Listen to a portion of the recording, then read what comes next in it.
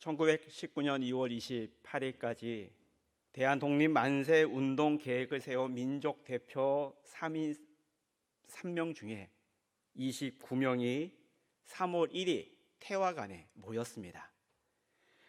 독립선언 시각이 오후 2시였습니다. 그곳에 모였던 민족 지도자들은 2시가 되기까지 조용히 기다리고 있었습니다. 2시가 가까워지자 민족 대표 중에 한 사람인 손병희가 채린에게 지시를 합니다. 태화관 주인에게 가서 빨리 조선 총독부에 전화를 걸어라. 태화관의 주인이 조선 총독부에 전화를 겁니다. 지금 민족 대표들이 태화관에 모여서 독립선언을 거행하고 있습니다. 지금 축배를 들고 있습니다. 이 내용이 조선 총독부에 전달이 되었습니다. 이에 일본 경찰 80여 명이 그 태화관 주위를 포위하였습니다. 이때 민족 대표들은 그들이 준비했던 독립을 선언하는 한용운 씨의 그 선창으로 대한 독립 만세를 제창하였습니다. 그리고 의연히 일본 경찰들에게 연행되었습니다. 이때 이 시간 그 태화관에 가까이 있었던 파고다 공원에서도 동일하게 대한 독립 만세가 울려 퍼지기 시작했습니다. 3월 1일 대한 독립 만세, 이 시점을 기점으로 전국 방방 곳곳으로 대한 독립 만세의 이 외침이 퍼져 나갔습니다. 우리의 역사는 이렇게 기록이 되어 있습니다. 그리고 민족 지도자들이 33명 중에 29명이 태화관에 모였다고 기록되어 있습니다. 이 역사적 사실을 우리가 쭉 보면서 왜 민족 지도자들이 다른 건물이 아니고 아니면 학생들과 민중이 많이 모여 있었던 그 파고다 공원에서 함께 모여서 만세를 외치면 됐을 텐데 왜 그들은 따로 태화관에 모여서 대한독립 만세를 외쳤을까? 의문이 들었습니다. 그리고 태화관이 어떤 건물이었기에 민족 지도자들이 모였을까? 한번 자료를 살펴봤더니 이 태화관의 건물의 주인이 누구였냐면 우리가 다 알고 있는 민족의 역적 이완용 건물이었다라는 겁니다. 아마 이 태화관에 모였던 민족 지도자들은 그 이완용이 건물주라는 것을 알고 나라를 팔아먹은 그 이완용의 건물이 우리의 나라임을 생각하며 일본에 뺏겼던 우리나라 그 한가운데에서 대한독립 만세를 외쳤다라는 사실입니다. 어두웠던 민족의 아픔 속에서 그리고 미래가 보이지 않던 시대 속에서 자주 독립의 등불과 민족의 미래의 역사를 밝혔던 곳이 바로 아픔이 있었던 태화관이라는 이 건물이었습니다. 현재 이 태화관은 서울 안국동에 위치하고 있고 또 이곳에는 기념비가 세워져 있어서 오고 가는 많은 믿음의 후손들이 그 건물을 보며 민족의 얼을 다시 한번 일깨워주는 유적지가 되었습니다. 장소와 건물, 이 땅에 있는 모든 것들을 어떻게 사용하느냐에 따라 역사적인 의미가 달라지는 것 같습니다. 원미동에 우리 성도님들이 자주 다니셨던 커피점이 있었습니다. 그곳을 지나갈 때마다 가끔씩은 또 자주 띄엄띄엄 우리 원미동 교회 성도님들이 그 커피숍에 앉아 커피를 마시며 다과를 나누는 모습을 많이 보았습니다. 그런데 이 커피점이 주인이 바뀌었습니다. 주인이 바뀌면서 그 커피숍이 무엇으로 바뀌었냐면 술집으로 바뀌었습니다. 성도님들이 늘 가서 이야기 나누었던 그 커피점에 이제는 술집으로 변하면서 더 이상 그곳에서 우리 원미동교회 성도님들을 볼 수 없게 되었습니다. 그곳에 있는 사람이 어떤 생각을 품고 어떻게 살아가느냐, 이 또한 중요한 것 같습니다. 오늘 저희들이 읽은 이 사무엘상 1장 이 말씀, 이 사무엘상은 사사기와 연결이 됩니다. 사사시기까지, 사사시대까지 어떻게 보면 이스라엘 지파 중심이었습니다. 근데 사사기가 마치고 사무엘상으로 넘어오면서 이제 이 이스라엘 민족은 지파 중심에서 왕권 중심, 중앙 직분으로 변화되는, 시작되는 그 장이 사무엘상 말씀입니다. 사무엘상 1장은 그러므로 사사기와 사무엘상을 연결시켜주는 장이고, 또 하나 새롭게 시작하는 장이라는 겁니다. 그리고 사사기와 이 사무엘상을 연결시켜주는 고리가 하나 있는데, 그게 어떤 고리냐? 바로 실로라는 도시입니다. 실로, 가나안 정복 후 이스라엘 백성들은 길갈에서 실로로 옮겼습니다. 그리고 그 실로에 무엇을 설치했냐면 하나님의 성막을 그 실로에 세웠습니다. 즉 이 실로는 하나님의 임재가 있는 곳이고 하나님께 예배드리는 장소였습니다. 여호수아 때 실로에 하나님의 성막을 세웠고, 사사시대 때도 이스라엘 백성들은 이 실로에 올라가 해마다 3번씩 실로에 올라가 하나님께 예배드렸던 바로 그 장소입니다. 하나님의 임재가 있었던 곳, 하나님께 예배를 드리는 곳, 그곳이 실로였다면 이 실로는 다른 땅보다, 다른 곳보다 더 거룩한 곳이어야 했습니다. 구별된 곳이어야 했습니다. 범죄가 일어나지 않아야 될 곳이었습니다. 왜요? 하나님의 임재가 임하는 실로였기 때문입니다. 근데 사사기 마지막 장에 어떤 일이 일어났습니까? 사사기 21장에 이 실로에서 어떤 사건이 펼쳐졌습니까? 사사기 21장에서 하나님께 예배드리는 그곳에서 어떠한 일들이 펼쳐졌습니까? 이스라엘 지파들이 싸웠습니다. 전쟁이 났습니다. 서로 다투었습니다. 그 다툼의 결과가 12지파 가운데 한 지파인 이 베냐민 지파가 사라지게 되었습니다. 뒤늦게서 이스라엘 백성들이 깨닫게 됐습니다. 야, 12지파 가운데 베냐민 지파가 진멸 위기가 되었다. 이제 이 베냐민 지파를 어떻게 살릴 수 있을까? 그 살릴 수 있는 방법을 찾아보자. 그 방법이 어떤 방법이었냐면 해마다 3번씩 실로에 여인들이 올라와 하나님 앞에 예배를 드리고 춤을 춘다라는 거였습니다.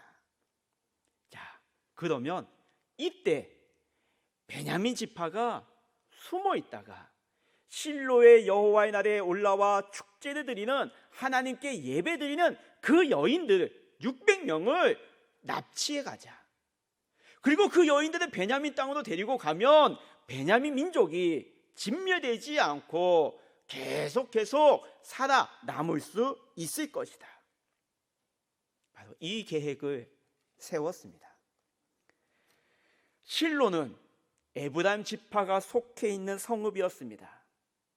그러므로 에브라임 지파도 이 이스라엘 백성들이 세운 계획에 동의와 제청을 했다는 겁니다. 온 이스라엘이 결정한 이 일에 따라 납치당한 600명의 여인들은 통곡하며 눈물을 흘렸습니다. 악이 민주화가 되었습니다. 악이 정당화되는 그 사건이 실로에서 펼쳐지고 있었습니다. 하나님의 백성들이 도저히 납득할 수 없는 계획을 진행하였습니다. 납치하다 이 단어는 성경에 2곳 나옵니다. 2번 등장합니다. 그 중에 하나가 사사기 21장에 등장하는 사실이라는 겁니다. 얼마나 하나님이 보시기에 이 납치하다가 도덕적으로, 종교적으로, 그리고 개인적인 차원을 뛰어넘어 공동체의 분열과 타락의 심각성을 보여주는 사건이라는 겁니다. 하나님의 임재와 하나님께 예배드리는 그 예배자들이 모였던 그 실로가 인간의 악함이 드러난 장소가 되었습니다. 우리 원미독교회 성도님들의 삶의 자리는 어떤 장소입니까? 그 장소에서 어떻게 살아가고 계십니까? 프랑스 철학자 푸코가 이 세상을 바라보며 이렇게 표현했습니다.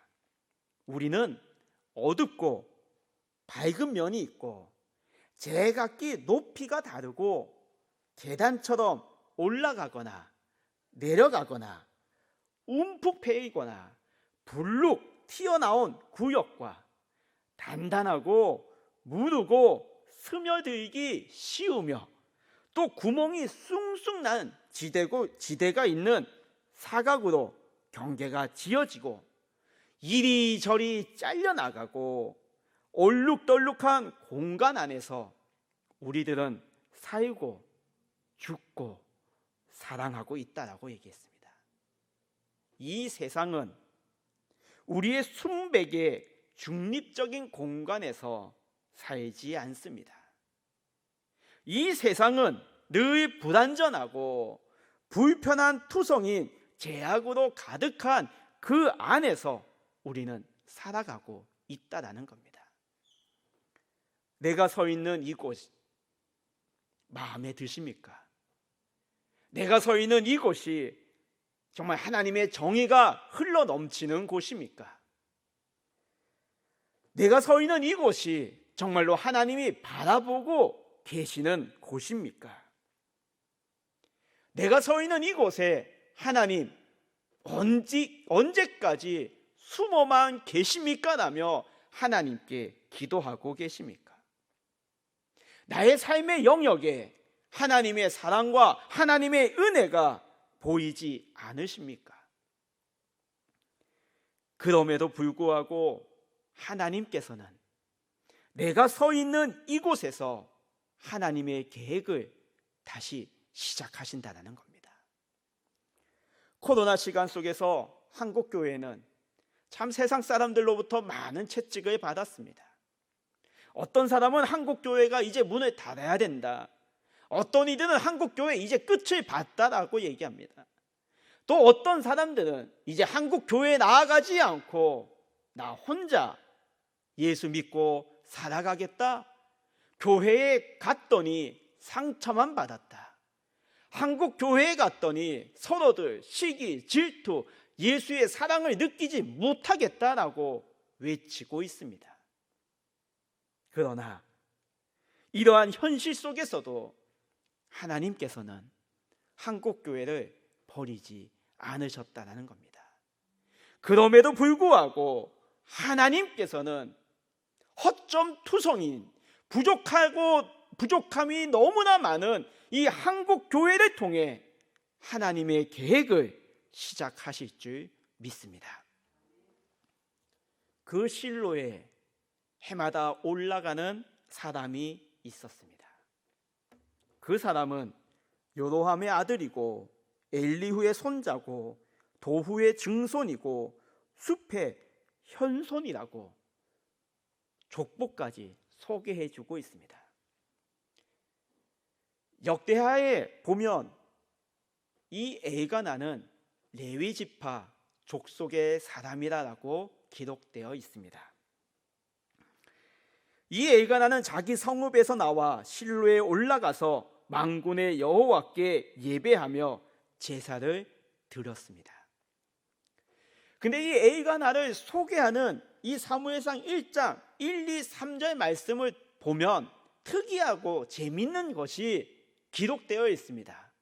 3절 말씀에 엘가나를 소개하며 이 엘가나가 실로에 올라가서 하나님 앞에 예배를 드렸습니다라고 기록되고, 그 말미에 그때 제사장이 누구였냐라는 것을 기록하고 있습니다. 엘리의 두 아들 홈리와 비느하스가 여호와의 제사장으로 거기에 있었더라. 어떻게 보면 엘가나와 제사장 엘리의 두 아들 홈리와 비느하스를 서로 비교하고 있는 것처럼 우리에게 알려주고 있습니다. 엘리의 아들들 홈리와 비느하스, 어떤 사람들이었습니까? 우린 사무엘상 1장 그 이하의 말씀을 읽어보면 이 홈리와 비느하스의 삶을 알 수가 있습니다. 제사장이었습니다. 하나님의 대변자이자 이스라엘의 중재자 역할을 감당해야 할 종교 지도자였습니다. 그럼에도 그들은 하나님께 받은 소명에는 전혀 관심이 없었습니다. 그의 욕심, 자신의 몫을 챙기는데 헌신을 다할 뿐이었습니다. 이들의 이러한 모습은 낙후하고 쇠퇴하고 생명력을 잃어가는 이스라엘 민족의 모습을 보여주고 있습니다. 상징하고 있습니다. 하나님께 예배드렸던 그 실로가 도덕적으로 종교적으로 타락을 하니 그 안에 하나님의 말씀을 전해주어야 할 제사장들도 역시 종교적으로 타락해 가고 있었습니다. 그곳에 엘가나가 올라가서 예배드리고 있었습니다. 이스라엘의 현주소였습니다. 이러한 실로의 상황을 하나님께서는 더 적나라하게 우리에게 말씀해 주셨습니다. 사무엘상 3장 21절 말씀입니다. 거기에 무엇이라고 기록되어 있냐면 여호와께서 실로에 다시 나타나시되. 사무엘상 3장에 가서야 그 실로에 하나님께서 다시 나타나셨다라고 기록되어 있습니다.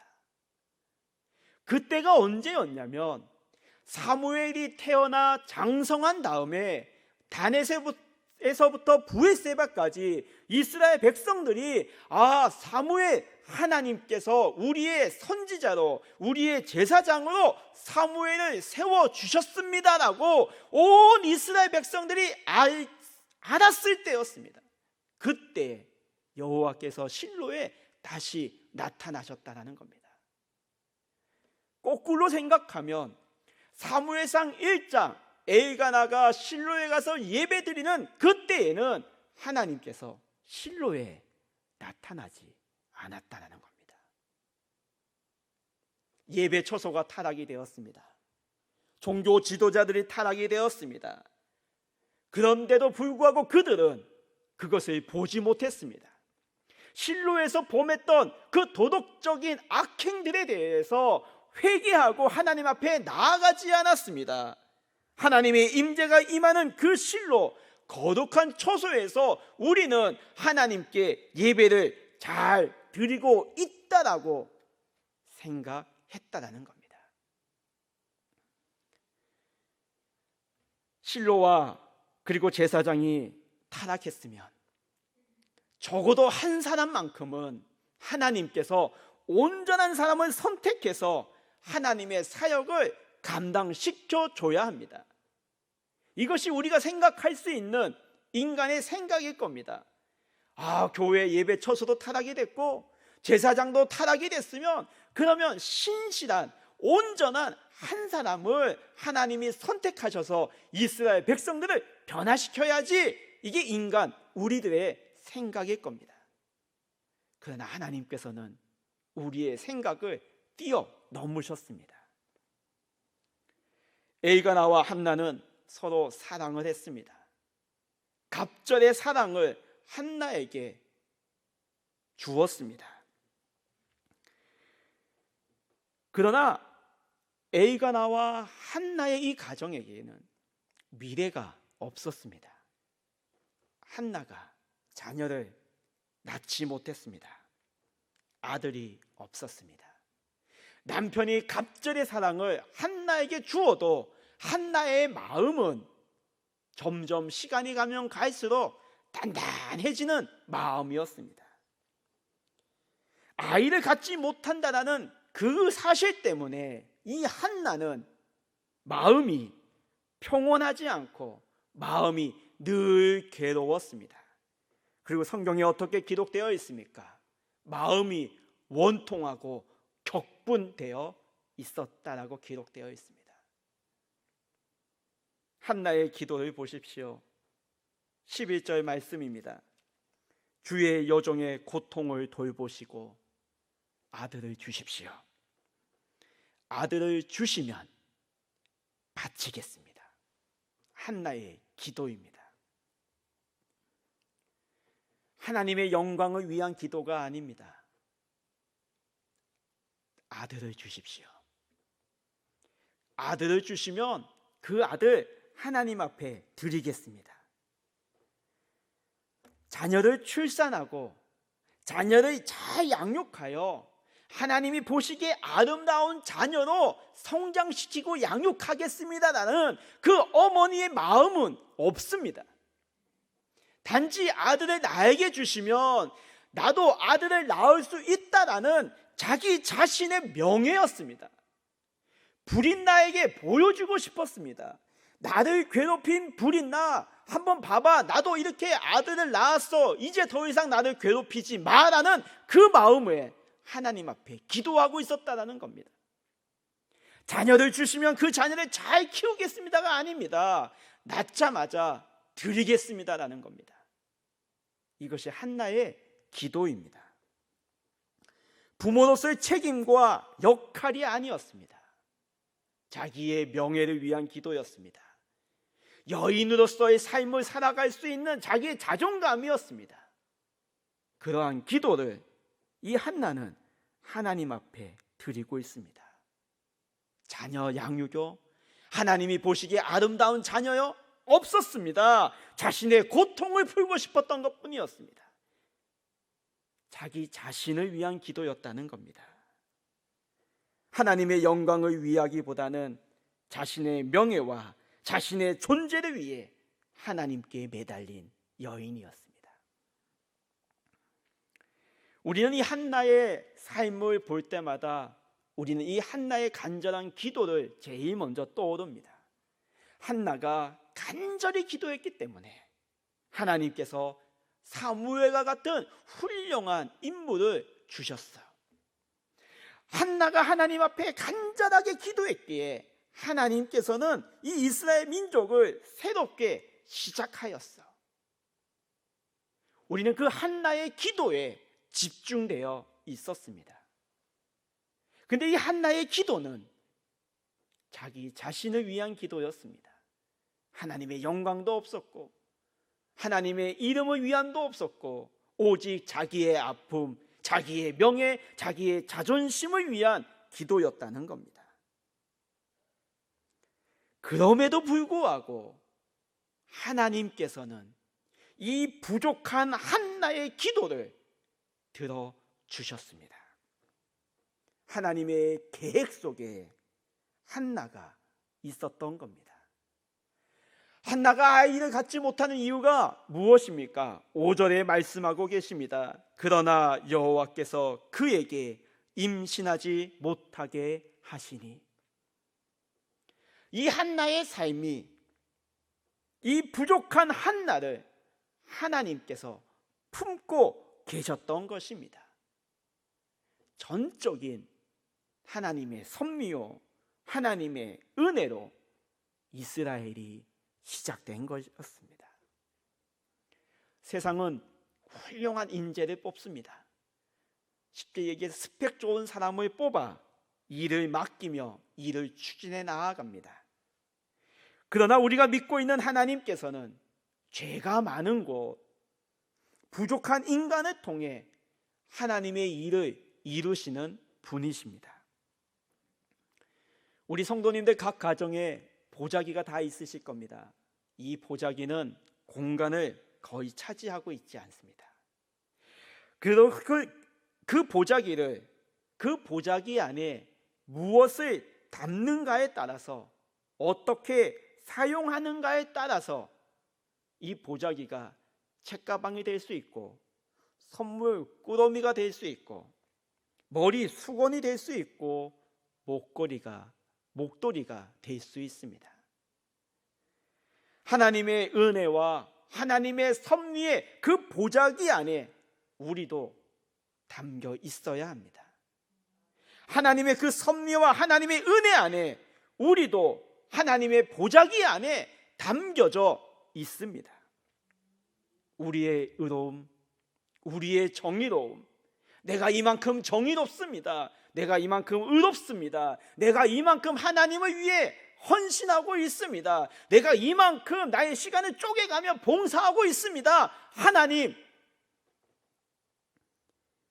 하나님의 사역은 그러한 사람들을 위해 하나님은 일을 하지 않으십니다. 나의 명예와 나의 한을 풀기 위해 기도하는 그 부족한 죄인이었던 그 한나, 그럼에도 불구하고 하나님께서는 그 한나를 버리지 아니하시고 그 한나를 품어주셨고, 부족한 한나를 통해 하나님께서는 하나님의 계획을 시작하셨습니다. 하나님께서는 오늘 이 시간에도 부족한 나를 품어주고 계십니다. 내가 하나님 앞에 나아가 나의 부족함을 통회하며 기도한다 할지라도, 야, 너는 맨날 너의 기도만 하니, 너의 명예를 위해 기도하니, 너의 자존심을 위해 기도하니, 그런 기도를 한다 할지라도 하나님께서는 우리를 품고 계시기 때문에 우리의 기도를 들어주시고 응답해 주시는 하나님이십니다.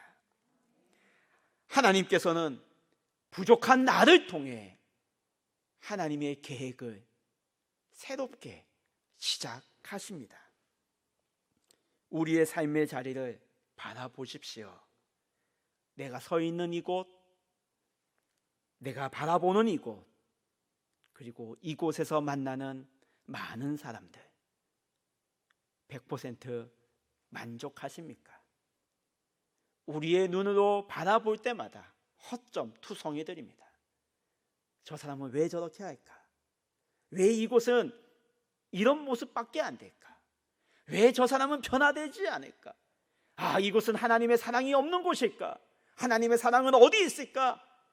우리는 늘 이것만 바라보고 있습니다. 타인이 바라보는 나 또한 의로운 자도 아니고 거룩한 자도 아닌 늘 부족하고 부족한 죄인입니다. 하나님의 시작은 이러한 부족한 곳에서, 하나님의 시작은 늘 부족한 죄인들을 통해서 어떤 시작입니다. 하나님께서는 지금 여기에서 하나님의 어떤 시작으로 나를 인도하고 계실 줄 믿습니다. 그 인도하심에 우리는 순종하며, 그 인도하심에 늘 하나님 앞에 기도하며 이 시간을 걸어가는 우리 원미동교회 성도님들이 다 같이 됩시다.